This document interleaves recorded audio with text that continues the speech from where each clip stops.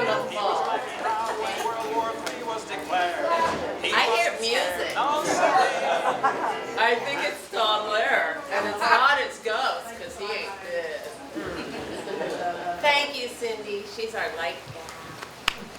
So welcome to Totally Politically Incorrect. It's great to see all of you. My name's Noel Yates. I'm here to give you the speech. Okay, we're ready. Business to take care of. And truffles to eat. Well, first things first. Snacks are available in the corner. Bill Young is dishing them out, so don't be shy. And restrooms are in the lobby on either side of the lobby. You can't go wrong there. And now I tell you about exits. If you need to leave the building, go out the way you came in. Or, now over here, Darcy, you're in the exit row seat. Are you ready to guide people should need be? Darcy will be your guide. And Shems will guide you vocally. Yes. So there is an exit that way if you need to get out that way. Hi, Sadie. Okay, we take care of that. Cell phones. Okay, you know what to do. Thank you very much.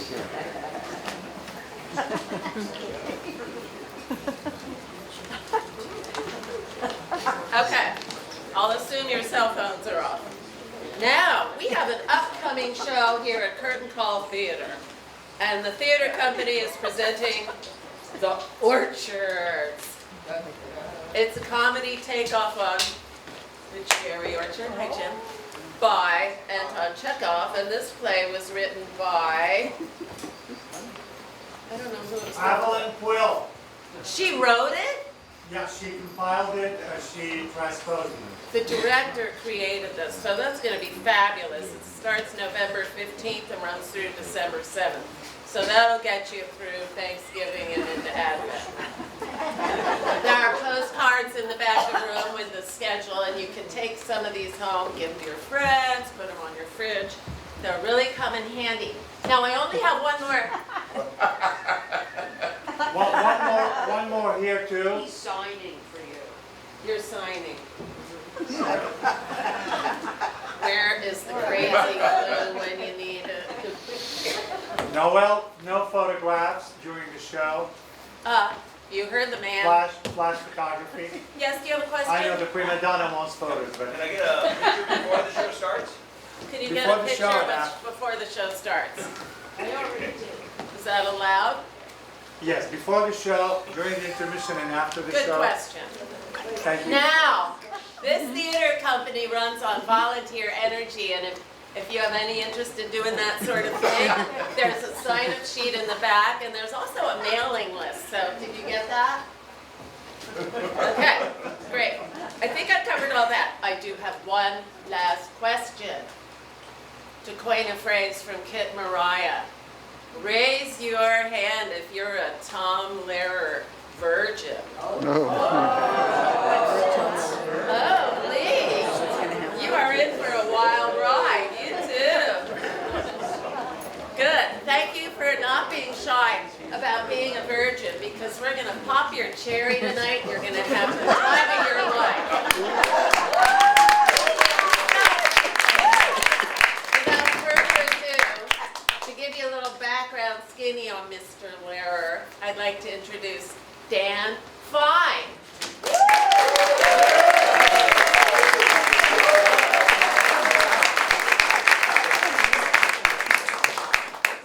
So I'm going to tell you a little about Tom Lehrer. He turned last April 96. Wow. And he's still in Cambridge. And he still answers his phone, as we found out. Tom was a prodigy by most measures. He went into Harvard at the age of 16, graduated at 19. By then was already an accomplished pianist. And after graduation, he stayed on in Harvard. He wanted to be a perpetual student, basically. He said that much later in life that he just didn't want to leave the campus. But he spent his evenings playing in clubs around Cambridge. And he wrote many, many songs. some of which you know, some of which you haven't heard. But most of that happened in the early part of his life. And we think about Tom Lehrer and all his songs, but he was not writing songs all that much of his life.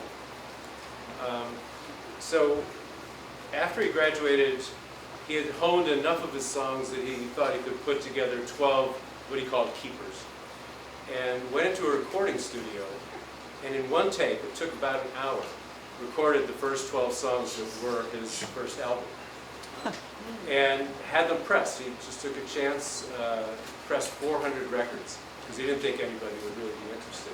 And he spread them around Cambridge and to bookstores and coffee shops around Cambridge. And they started selling. He had put his home address on the record cover. And over the summer, students went home with their records, and pretty soon he was starting to get orders from college campuses around the country. And pretty soon he was generating quite some income. He tried to bring it to a record company, to several record companies, and they all turned him down. It seems like the old dope peddler, and I want to go back to Dixie, and we're not the kind of songs that they really wanted to put out. So he did not, he continued to self-publish. By 1957, he was starting to get performance opportunities. And for about 3 years, he went around doing performances in clubs around the country. He said he did approximately 109 performances altogether in his life. I think that's probably an underestimate, but that didn't count some things like a fundraiser for George McGovern, at which he said, "I've never played for a candidate who won."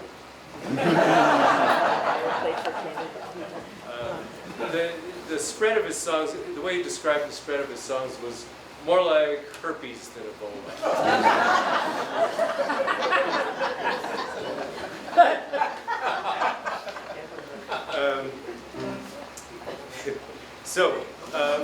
He went on, he performed, he stopped performing in 1960, had a couple of performances here and there, went on to do a gig with the weekly television show called That Was the Week It Was. And some of the songs that you'll hear tonight were from that era. He put his songs on an album called That Was the Year That Was, most of which were not songs that actually were played on the show. Some of them he didn't even submit. He says, "I'm not going to do that." So, but he did put them on an album. Later on, he went on to start writing music for children. He was doing songs for the Electric Company. And in 1981, Cameron McIntosh, put on a show called Tomfoolery in London, and that toured for a while. So he has been teaching all the time ever since. And he was teaching both in Harvard and in Santa Cruz. He discovered Santa Cruz when he said, "I found out it was not ordained that you had to shovel snow." And about Santa Cruz, he said, "Well, over here, I know people that I don't hug, and over there, I hug people that I don't know."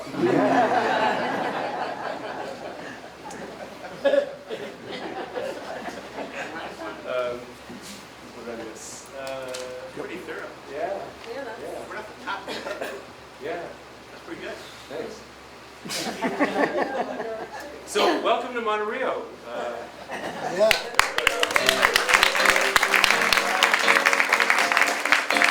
Welcome to Galtlanders. Living in a small town like this, you know your neighbors. They know you. There are not a lot of secrets, believe me. I really haven't yet to go back once again, back to the place where no one wears a frown, to see once more those super special just plain folks in my hometown.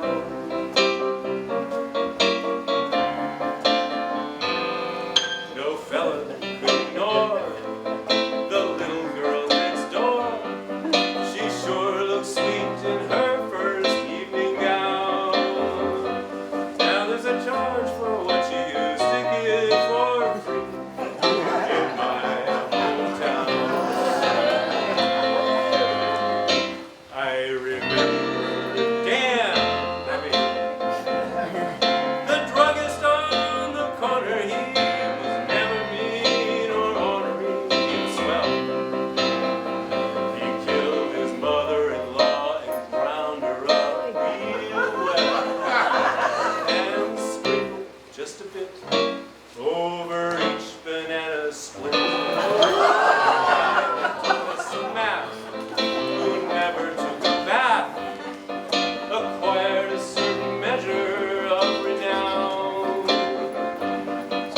after school, he sold the most amazing pictures in my hometown.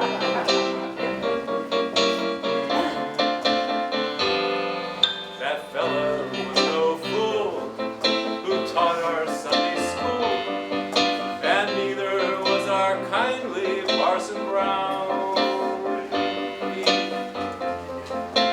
Yeah, I better not. In my hometown.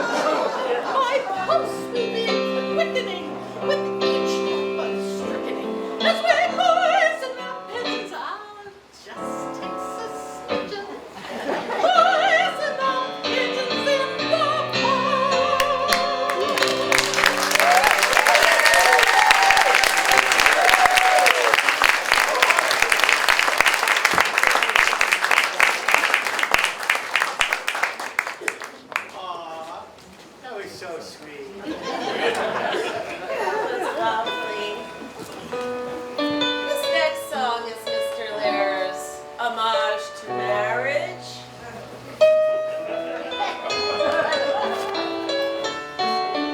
Come on, honey. Since I still appreciate you, let's find love while we may. Because I know I'll hate you when you are old and gray. So say you love me here and now. I'll make the most of that. Say you love and trust me, for I know you'll disgust me. And you're old and getting fat.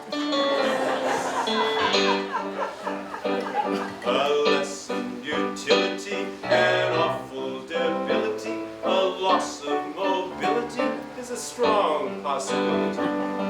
In all probability, I'll lose my virility, and you your fertility and desirability. This liability of total sterility will lead to hostility and a sense of utility. So let's act with agility while we still have facility, or we'll soon reach senility and lose the ability.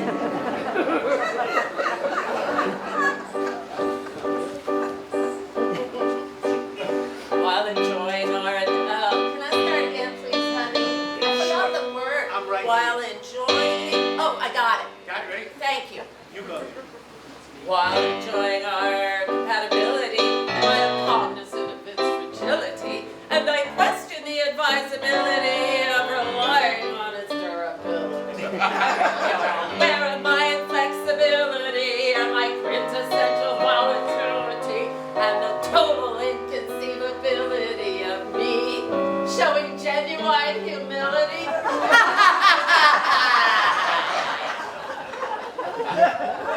Though your undeniable nobility may excuse a certain puerility, your alleged indispensability underestimates my versatility. And your boyish irresponsibility, and what now is charming juvenility, will in time lose their adorability and appear much more like imbecility.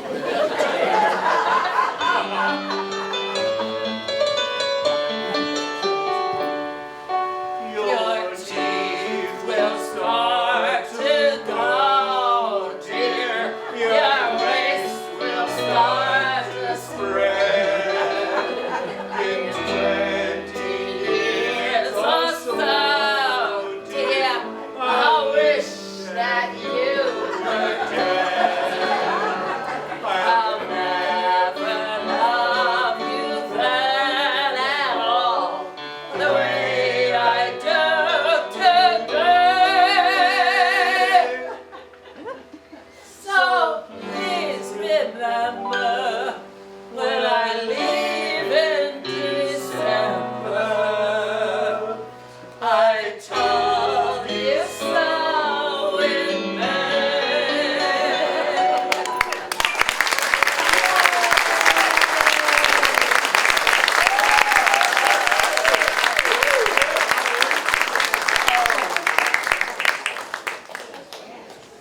Anyway, that's love for you. Okay, here's a question. Who knows what song is next? You do. I hold your hand in mine. You get a hand. I hold your hand in mine.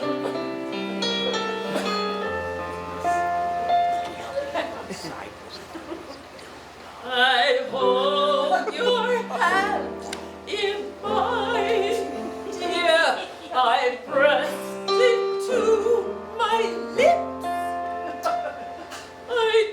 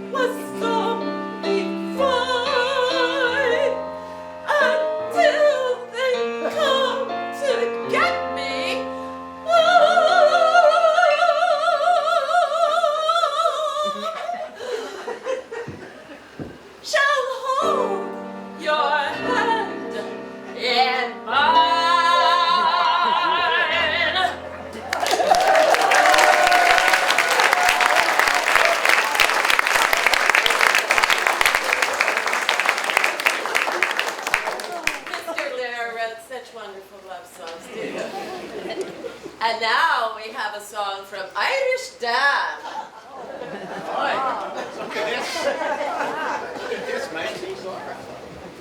I'm going to sing you a traditional Irish tune. And like so many Irish tunes, this one is full of sorrow and regret. And you may want to reconsider why you're here.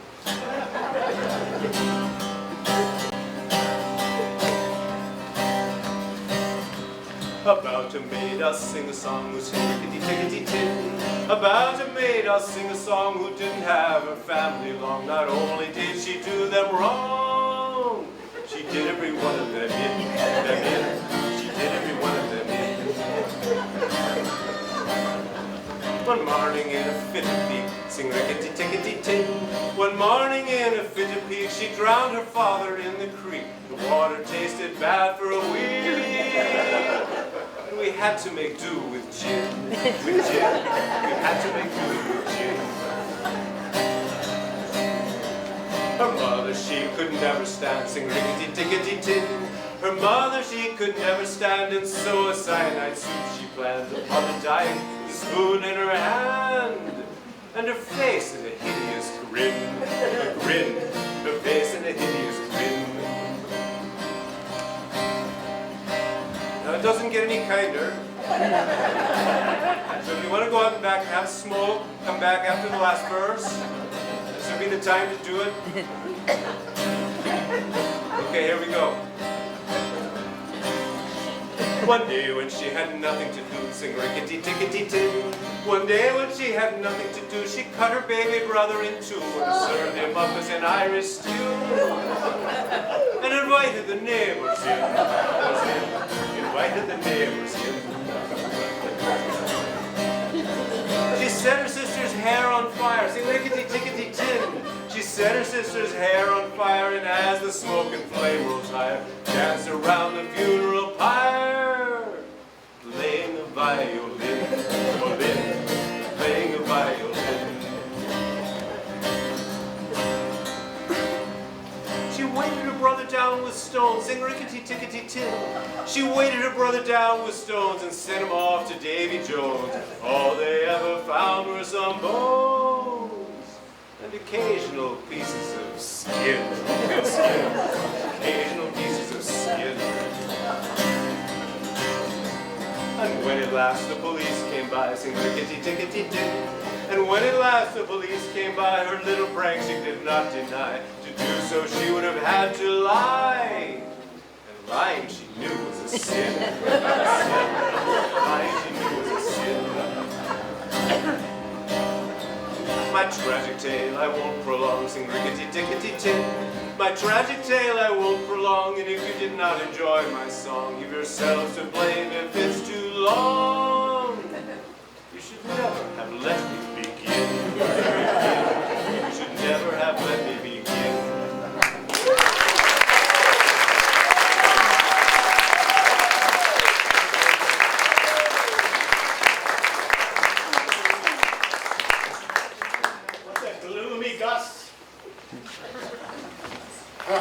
Bring it up for us, David. Red. I think what we need more is a little positivity now. Some positivity. Oh my God, gee willikers. So, hi. Hi. So, Tom wrote. We're on first name. You are. Yes, Tom. I'll tell you about that later. But he wrote a song, 1965, celebrating something called National Brotherhood Week. Oh, yeah. Because, I guess it's all right to share this with you because you may not know, but back then, 1965, we had something in this country called racism. I know! But National Brotherhood Week took care of it. We don't have to worry about And that. now we don't need it. Now we don't need it. So all the brothers took care of everything. You sisters, I don't know what you're doing. I'm a guy stuck. That was sad times, by the way. All right, so let's get our big smiles on. Everybody smiling? All right. You're not smiling.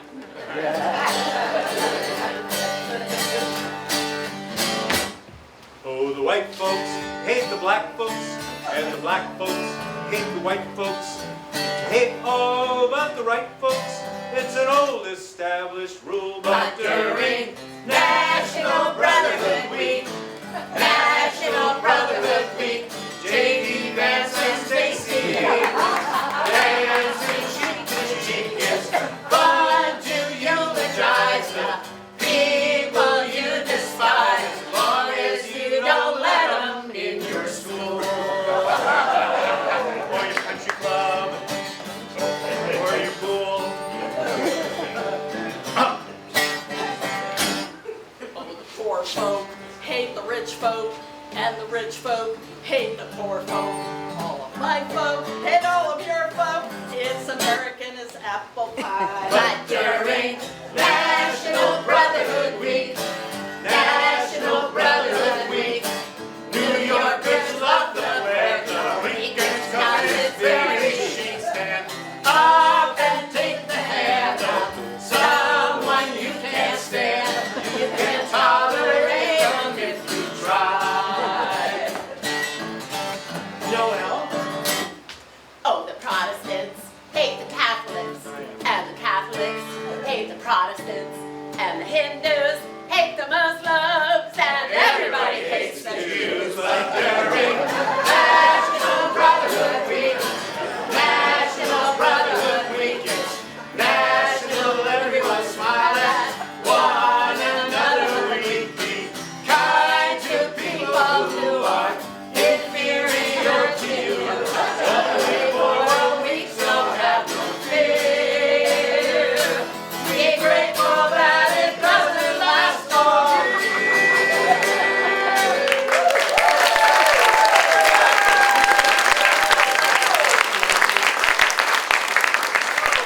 Now, don't you just feel better now? Oh, yeah. Sorry, Preston. Projecting enthusiasm. Isn't there a splatterproof plastic shield?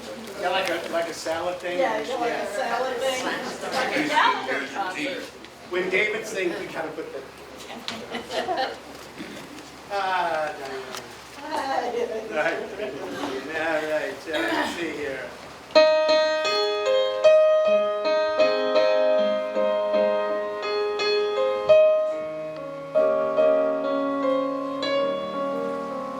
Do you remember the night you held me so tight as we danced to the Wiener Schnitzel waltz? The music was gay and the setting was Viennese. My hair wore some roses, or perhaps they were peonies. I was blind to your obvious faults, as we danced uselessly to the strains of the Wiener Schnitzel waltz. Oh, I drank some champagne from your shoes. I was drunk before I got through. For I didn't know when I raised the cup, it had taken 2 bottles to fill the thing. It was you who stepped on my dress. My skirts came off, I confess, revealing to all of the others to view just what it was that appealed me to you. Do you remember the night you held me so tight as you danced to the Wiener Schnitzel waltz? Your lips were like wine, if you pardon the simile. The music was lovely and quite Rudolph friendly. I drank wine, you drank chocolate malts, as we both turned quite green to the strains of the Wiener Schnitzel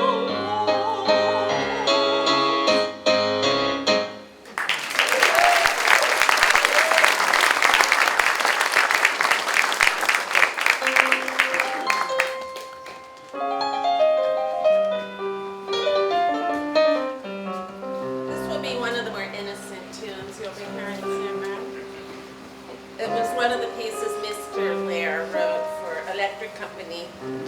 It's called L.Y.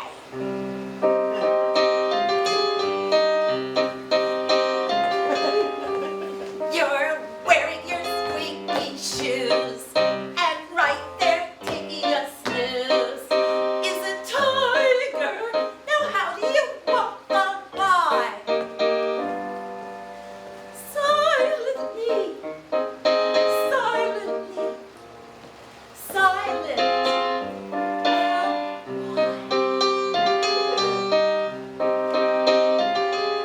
You're a secret agent man who's after the secret plan. How do you act so they don't know you're a spy? Normally, normal, L.Y. At an eating contest you boast that you can eat the most. How do you down your 50th piece of pie? Sorry about that. Eagerly, eager, L.Y. On the lake, your boat upset, and your clothes got soaking wet. How do you stand and wait for them to dry? Patiently,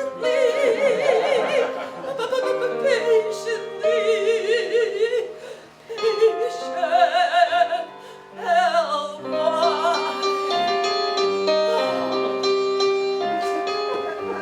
At the public library, you fall and hurt your knee. But the sign says quiet, please. So how can you cry? Quietly,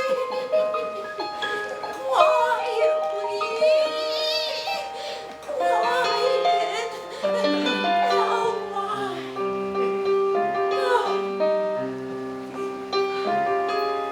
You walk up on the street, a porcupine you meet. How do you shake his hand when he says hi? Carefully, careful, L.Y. Bye. You enter a very dark room, and sitting there in the gloom is Dracula. Now, how do you say goodbye?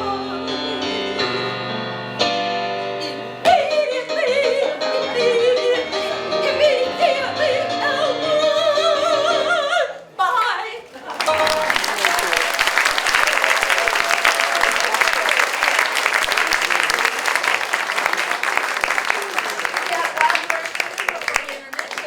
Already? I know. Surely you're thirsty by now. We are. How are you, Shirley? Oh, come on. Is there something they should know about intermission? Michael? Yeah. Is there something they should know? We have some wonderful goodies waiting for you here. What? Some wonderful things at the intermission session. We have truffles that Miss Noel had made.